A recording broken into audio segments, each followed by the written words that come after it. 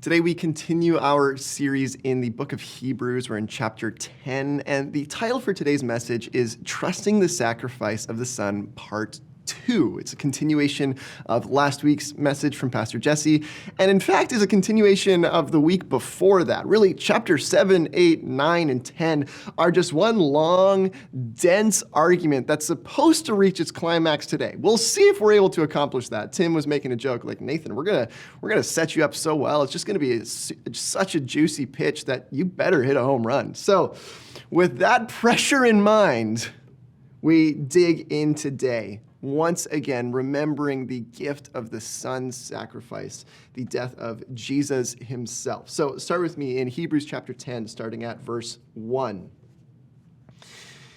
For since the law has but a shadow of the good things to come, instead of the true form of these realities, it can never, by the same sacrifices that are continually offered every year, make perfect those who draw near. Otherwise, would they not have ceased to be offered, since the worshippers, having once been cleansed, would no longer have any consciousness of sins? But in these sacrifices, there is a reminder of sins every year.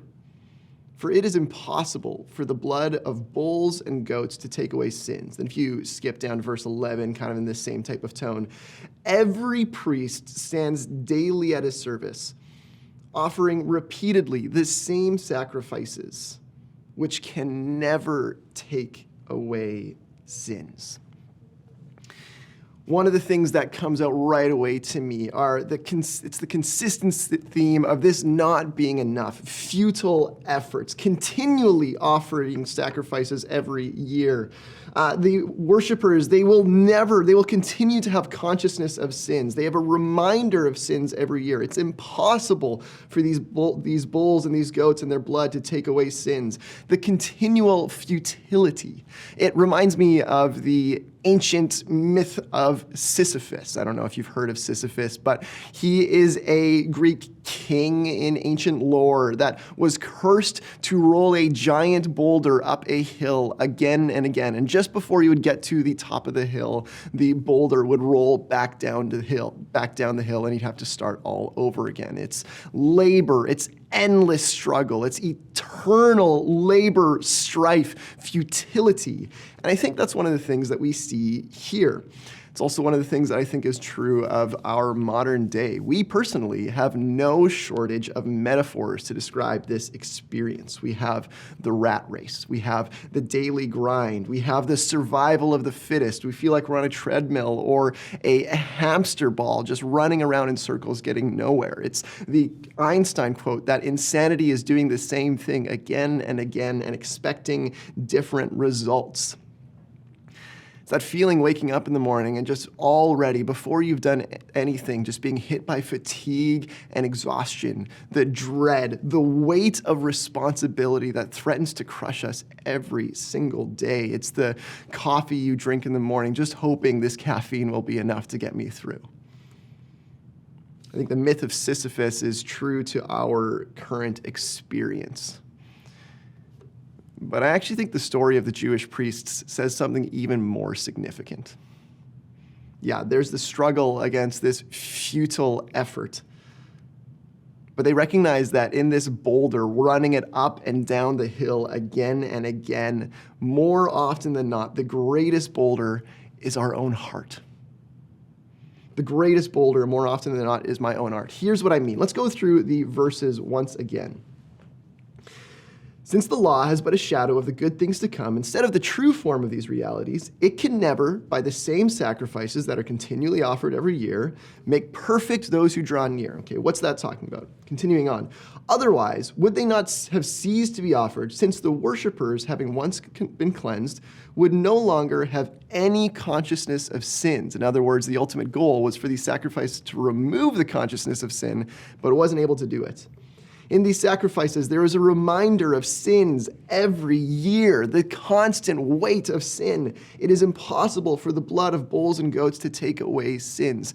See, the Jewish priesthood had a way of constantly remembering their sin, that this was the ultimate crushing weight they felt. I don't know if this is our current experience, though. See, I think today we might not realize that we actually relive the story that happens in the Garden of Eden again and again. The story of the Garden of Eden is that Adam and Eve took of the fruit of the tree of the knowledge of good and evil. They decided they wanted to redefine good and evil on their own terms. They rejected and rebelled against God. And then after that, they hid. They tried to hide from God. And I think that this is true actually to our experience more than we realize. We recognize the weight of the things that we should do or should not do. We know that we should encourage our children in the things that they're doing. We know that we should offer support to our spouse with chores around the house. We know that we should call our parents and check in on them as they live in loneliness. We know that we should put some sort of software onto our devices to avoid going to websites that sexualize and objectify women and men. We know these things, but rather than actually confronting our inadequacy, we actually have an incredible ability to hide. This might be in a variety of forms. It could be through alcohol. It could be through friendships. Probably more often than not, it's sitting on a phone.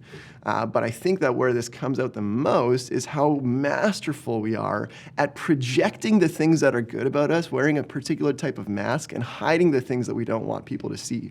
We show our virtue and we shield our vice. I'm at a point now where I can really tell how well I'm doing in terms of my spiritual maturity and walking in faithfulness to Jesus, largely based on my screen time on my phone. It tells me, am I hiding or am I actually living in the honest truth and the light? Contrast that with the picture of Israel, who in verse 3, they had a reminder of their sin. It was not something they hid away from. I actually think it'll be important for us to enter the story of Israel to our best ability and to try and recapture the sense of being reminded of the weight of sin. So what I want you to do is to imagine that you are a priest. Yeah, imagine thousands of years ago, you are a priest in the temple. Imagine the sights. Imagine the sounds. And imagine the smells of a system designed to remember that garden story. It's Saturday. That means it's Sabbath, a day of holy rest. And it means that you are carrying bread, freshly baked on a golden plate. Just breathe in one of the greatest smells on planet Earth, freshly baked bread.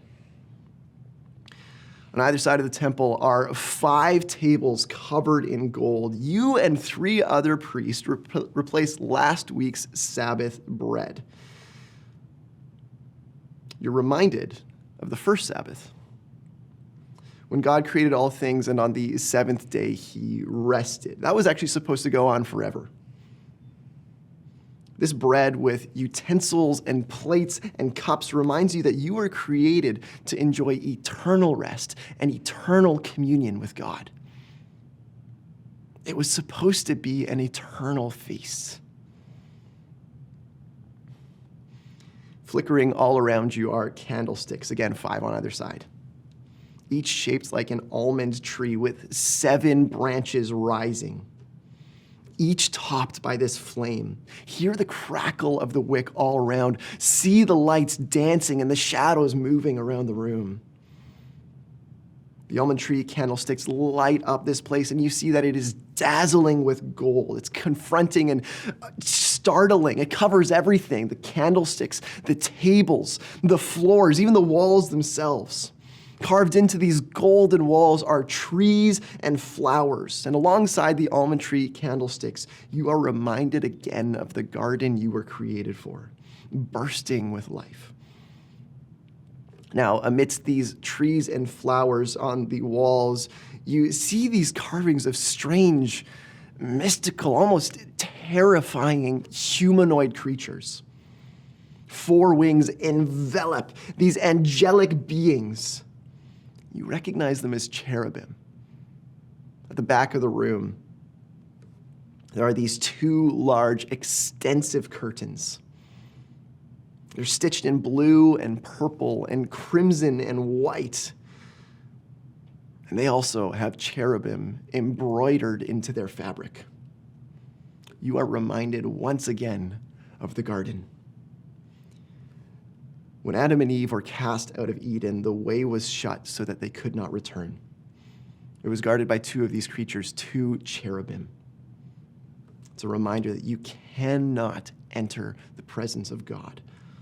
On the other side of those curtains is the most holy place, where God himself dwells. You cannot enter. Only the high priest can, and then only once a year after extensive rituals and consecration. The cherubim guard the way. Just before these curtains is a golden altar, 4 horns on the corners. It's the altar of incense. Another priest walks up and lights the incense. We're not talking like pumpkin spice here. You smell the frankincense, slight hints of citrus, like maybe rosemary, and paired with the galbanum, this rushing fragrance that's almost earthy fills the room. It's in your nostrils, it's in your mouth, it's in your lungs. It's almost like you're in a forest. Or maybe we could better say, it's almost like you're in a garden. With the incense lit, you also know that there must be heat coming from somewhere, coals of some kind. You actually know where those coals came from. You were just there. You remember the animal's eyes. You remember the smell of burning flesh. You remember the blood. You turn and you exit the room, and you enter the court. The centerpiece is a large brass structure up a ramp. It's the altar of burnt offering. As you approach it, you see a young child enter, leading a young goat towards you. The child nervously walks alongside his father, and you approach the child. You say, "Hey there, what's your name?" And the child responds that their name is Jacob. You ask Jacob how old he is, and Jacob tells you that he's 7 years old. You know, a little conversation, you mention the goat that they brought, and you say, "Oh, Jacob, I see you brought a goat. How old is your goat?" And tells you that it's 7 months old. He's like, "Okay, wow, and have you grown up with your goat? Have you named it?" And then Jacob says, "Yeah, he's Billy the goat." This is an imaginative exercise, and your heart is already wrapped around that goat. I know it is. Picture what happens instead if you've known this animal for its entire life. And it's not like the way we would know it today of transient, you're in and out of the house, you're all over, you can drive an hour, and you're hundreds of kilometers, maybe not hundreds of kilometers, I don't know what the math is, but you're gone.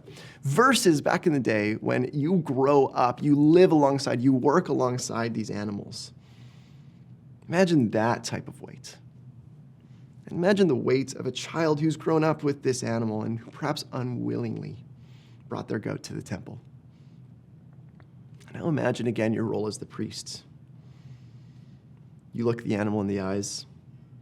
Maybe you tear the animal away from the child's arms. You lead the goat up the altar ramp, and as you reach the top, you see the stains of the earlier sacrifices. Their blood is splattered across the brass altar, trickling down the sides. Drip, drip, drip. Nearby, the flesh of another goat burns on a grate, and you smell the meat cooking. As you've done many times, you take your knife, the one you sharpened earlier this morning. You look the animal in the eyes. Every day you look these animals in their eyes. You take your blade and you position it against the goat's throat. And in one swift motion, you hear that sound that you just can't get out of your head. The slice of flesh, the splatter of blood. And with the lifeless body before you, you are confronted by the fact that this animal dies for nothing it's done. It dies because of sin, because of human sin, because of our sin, because of my sin and your sin. So you know that you need to be cleaned, but you can't be cleaned. If you could just take your sin away, this would all end, but you can't. You are stuck in the cycle of sin and sacrifice. So you, the priest, finish the ritual. You take the meat to the grate. You return and you find another child, another goat to be offered, and you take the goat up the ramp. Maybe another way to put it, you go up the hill of Sisyphus. You carry that rock that threatens to crush you. cursed to an eternal struggle against sin. This is the weight of the Jewish temple and priesthood, as the author of Hebrews is putting it, cursed to an eternal struggle against sin in futile efforts attempting to deal with our sinfulness.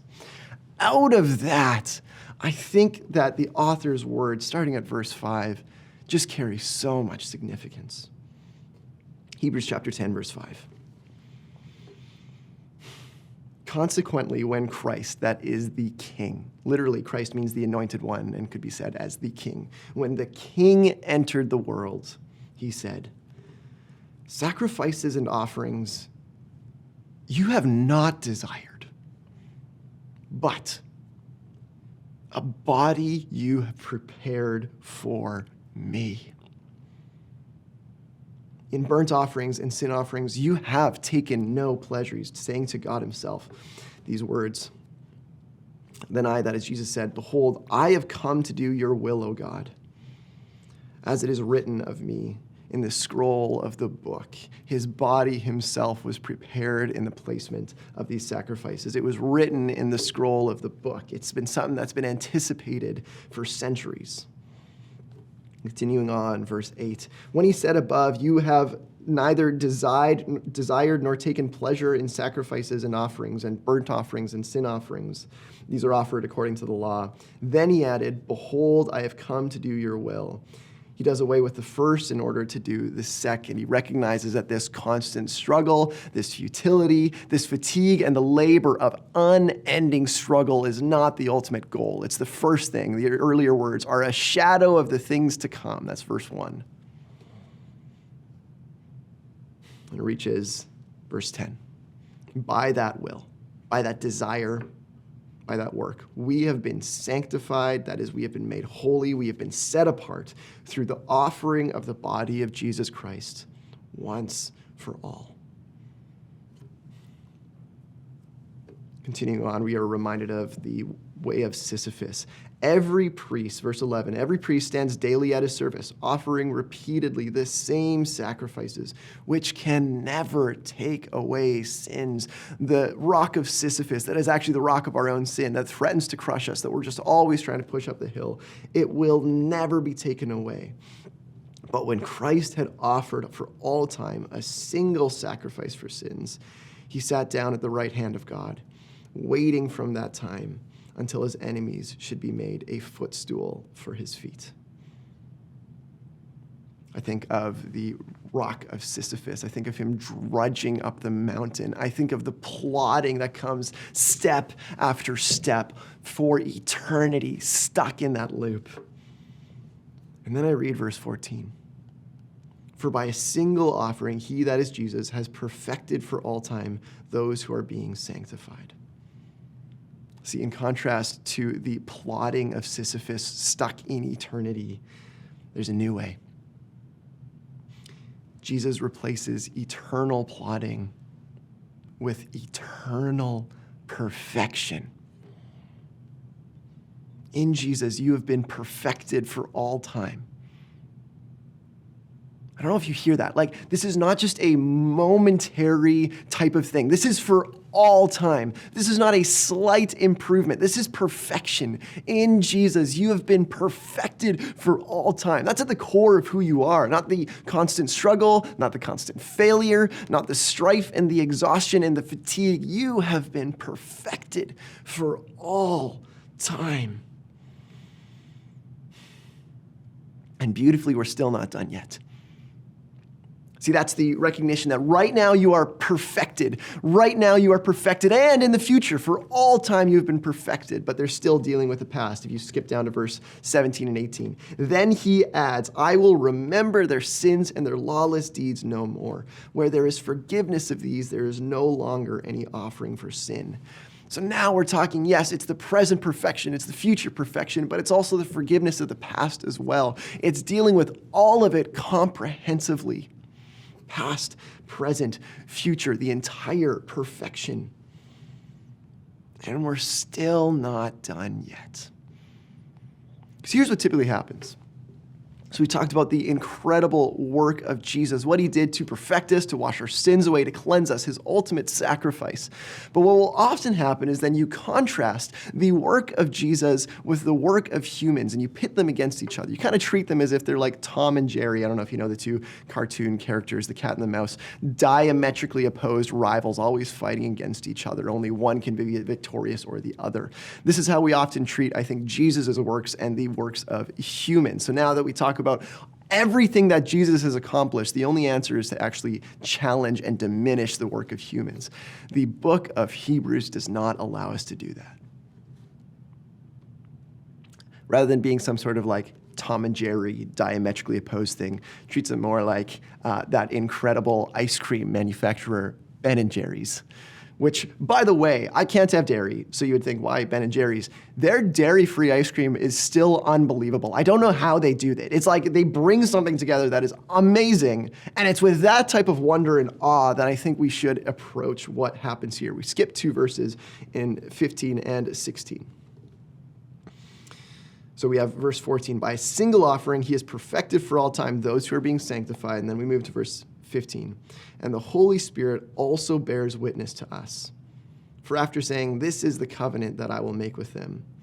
After those days, declares the Lord, I will put my laws on their hearts and write them on their minds. I will put my laws on their hearts and write them on their minds. There's an emphasis here on the law, the commandments, the work that humans were called to, the obedience to God being put on their hearts and on their minds, being capable of something that they would not have been capable of before. Here's to me what's so compelling about this. The common refrain in the Old Testament is this idea of do this and it will go well with you. So there's a phrase in Leviticus, be holy as I am holy. So the Israelites were called to be a holy, a set-apart people because this is who God was. If they were capable of doing that, things would go well with them. But something's changed here. Verse 16, the covenant that I will make with them after those days, I will put my laws on their hearts and I will write them on their minds. In the context of this forgiveness, Jesus is accomplishing something here that out of that, God is going to make his people capable of being obedient. So rather than it being do this and it will go well with you, it becomes I have made it well with you. You can do this. Specifically in regards to obedience. See, what Jesus does is he takes the commandments and he turns them into promises. The commandment, you shall love your neighbor as yourself. Make sure you do it. Turns into the promise, you shall love your neighbor as yourself. You shall be empowered by God to love your neighbor as yourself. It brings together the beautiful forgiveness and the work of Jesus and also the empowerment of what humans can do by his Spirit now. So hear this. To the dad plagued with regret because he feels like he's failed his kids, you are forgiven. By the blood of Jesus, you have been washed clean. The weight of that shame and that failure should not crush you because he has accomplished forgiveness. And on top of that, you shall love your kids. By the power and goodness of God, you shall love your kids. To the one caught in addiction, whether alcohol, porn, sex, technology, whatever it is, and you're stuck in this web, you are forgiven. You are washed. And on top of that, by the Spirit of God, you shall overcome. To the one confronted by the trail of destruction, their anger leaves, that they feel like they are a slave to their own attitudes and their own destructive habits, and they can't get out of it. Hear this, you are forgiven. And on top of that, you shall be kind.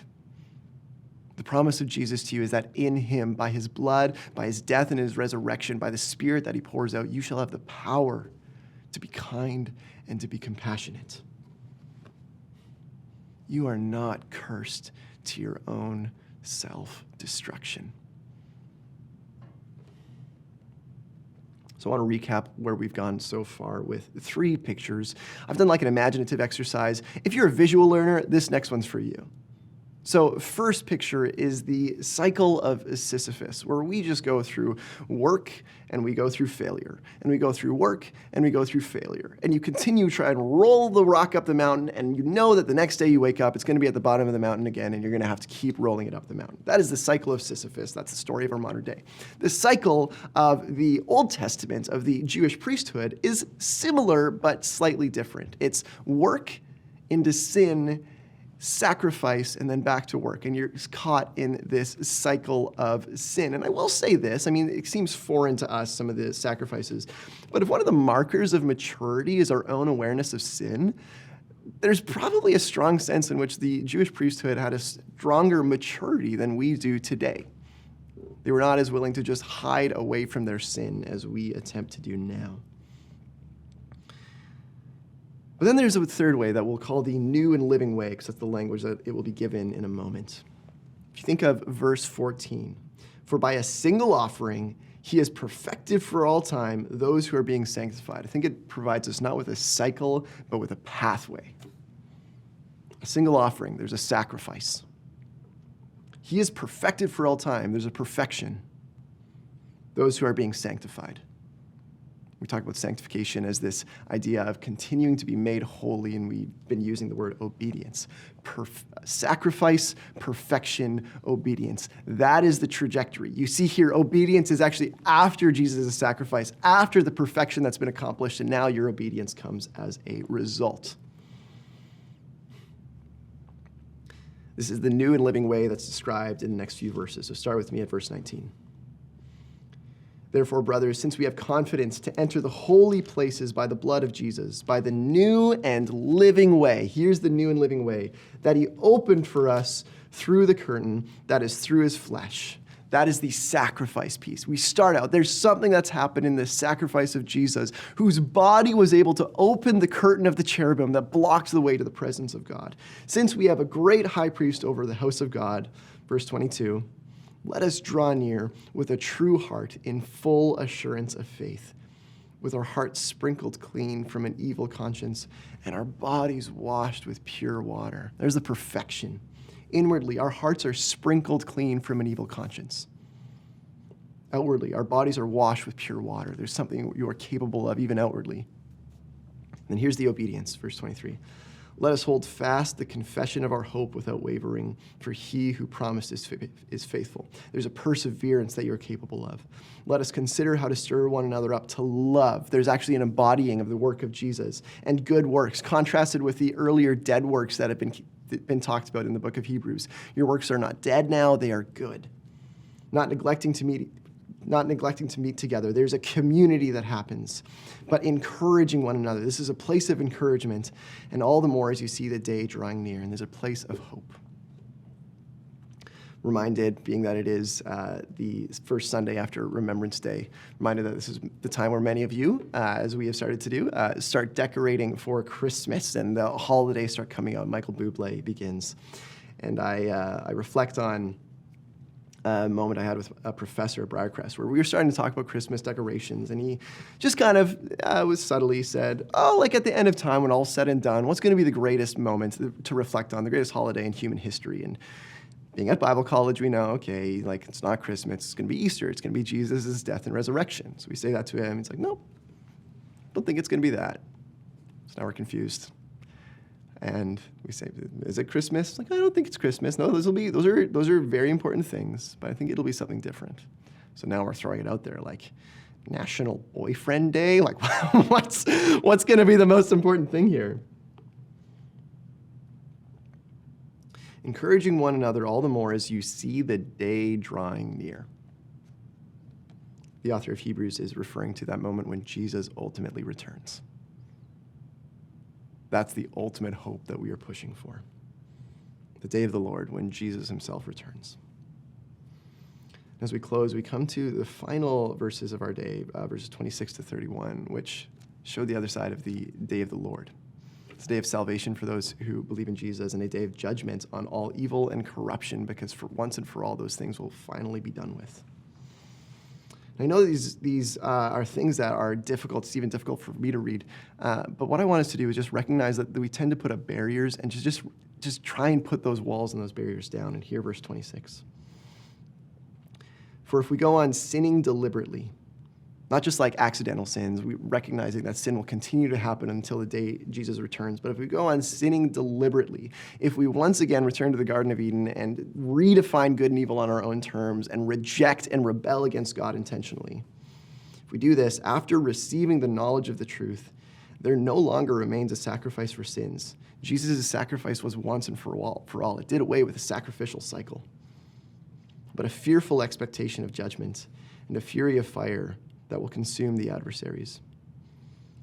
Anyone who has set aside the law of Moses dies without mercy on the evidence of 2 or 3 witnesses. This is referring to the Torah, the law of Israel. How much worse punishment do you think will be deserved by the one who has trampled underfoot the Son of God and has profaned the blood of the covenant by which he was sanctified? In other words, who tramples underfoot the one who died for you. Blood of the covenant by which he was sanctified, and has outraged the Spirit of grace. For we know him who said, "Vengeance is mine, I will repay." And again, the Lord will judge his people. It is a fearful thing to fall into the hands of the living God. I think the way that we read this depends largely on our perspective coming in. If your perspective beginning beforehand is that God is a figment of the human imagination, you will read this as a construct of humans attempting to control others in fear. If you read this as somebody who's been at the hands of abuse within the church, you probably hear this as the words of terror from an authority figure. If you read this as somebody who sees God as determined to see you fail, who's interested in your disappointments, interested in your continuing to sin and be stuck in your own shame, you probably hear this as just condemnation and pressure. If you hear this as one who feels very confident in what they've accomplished, then you hear this actually as a word to be given to somebody else. You have somebody in your mind that needs to hear these words of judgment. Just encourage us to hear this from the perspective of how God himself is described here. Verse 29, we are told that the one who is outraged is the Spirit of grace. Grace being the gift. The one who is outraged here is the God of the gift. The God who loves to give gifts. This is not the God who is hoping that you fail. This is not the God who enjoys abuse. This is not the God who folds his arms in disappointment. This is the forgiver of sins, the God of gifts, the Spirit of grace. Perhaps the best way to read this passage is to recognize that from the vantage of heaven, how confusing it must be for a sacrifice to come that forgives your sins of the past, that perfects you in the present and the future, that offers you the empowerment to live the way that you long for, and to still see it be rejected. Like a parent giving their child a gift on Christmas Day that's exactly what they asked for, and the child crying in tears. The parent is just fully confused. How could this be? See, the judgment of God comes because one day when Jesus returns, all corruption, all violence, all deceit, all sin itself will no longer even be possible. It'll be fully done away with. It happens. But here's the significant piece. The God who judges is not the God who wants you to taste his judgment. For the sake of creation, God judges. But he's not interested. He does not want you to see this judgment. In fact, he died for you.